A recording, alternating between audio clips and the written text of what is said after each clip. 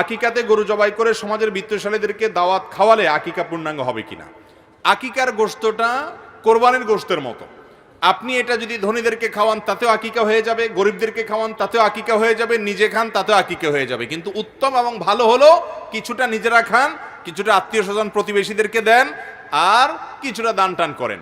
কিন্তু আপনি আপনার সুবিধা অনুযায়ী বেশিরভাগ নিজে খেলেন, কিছু গরিব দুঃখীকে দিলেন বা কিছু আত্মীয় স্বজনকে দিলেন, তাতেও আদায় হয়ে যাবে। এমন কোনো বাধ্যবাধকতা নেই যে এতটুকু দিতেই হবে বা গরিবদেরকে দিতে হবে। অনেকে আকিকার গোশতের ব্যাপারে ভুল ধারণা করেন, মনে করেন যে মা বাপ তারা আকিকার গোশত খাবে না। আমি বলি ভাই, কষ্ট করে মা বাপ জন্ম দিছে বাচ্চা, আকিকার গোশত তো সবচেয়ে বেশি তারা খাবে। সবচেয়ে বেশি খাবে কে? বাচ্চার মা বাপ। সবচেয়ে বেশি খাওয়ার কথা না, মানে খেতে পারবে তারা।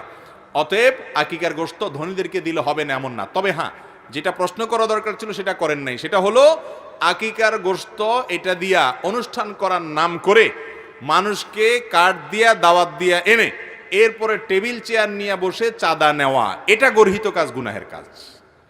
কথা কি বুঝাতে পারছি? আকিকার দাওয়াত দেওয়ার নাটটাট করে সামিয়ানা টাঙ্গায়া প্যান্ডেল করে খানার অ্যারেঞ্জ করলেন, আবার টেবিল চেয়ার নিয়ে খাতা কলম নিয়ে ভিক্ষুকের মতো বসে গেলেন চাঁদা আদায় করার জন্য। এই রোগটা আছে না নাই? এটা জায়েজ নাই।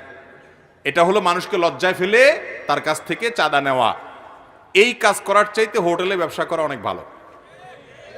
এই কাজের চাইতে হোটেলে ব্যবসা করা অনেক ভালো কাজ।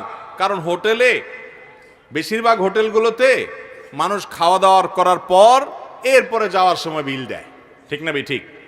আর এখানে যাওয়ার আগে ঢুকার সময় টেবিলে আগে কি আনছেন দিয়া নাম ধাম লেখায়া তারপরে যান ভিতরে খান।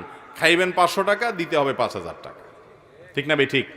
এই চাঁদাবাজি এবং এই কুপ্রথা, এটা আমাদের এখান থেকে বেরিয়ে আসতে হবে। আপনার এই বাচ্চারা আকিকা খেতে এসে দাওয়াত পেয়ে না গেলেও দোষ, আর গেলে এতগুলা টাকা দিয়ে আসা লাগে, মানুষের বরং বদদোয়া আসে। অতএব এটা জায়েজ নাই। লা ইয়াহিল্লু মালি ইমরিইন মুসলিমিন ইল্লা বিতিবি নাফসি। কোন মুসলমানের টাকা এভাবে চাঁদা নিয়া আপনি বিভিন্ন রকম সিন ক্রিয়েট করে নেওয়া জায়েজ নাই।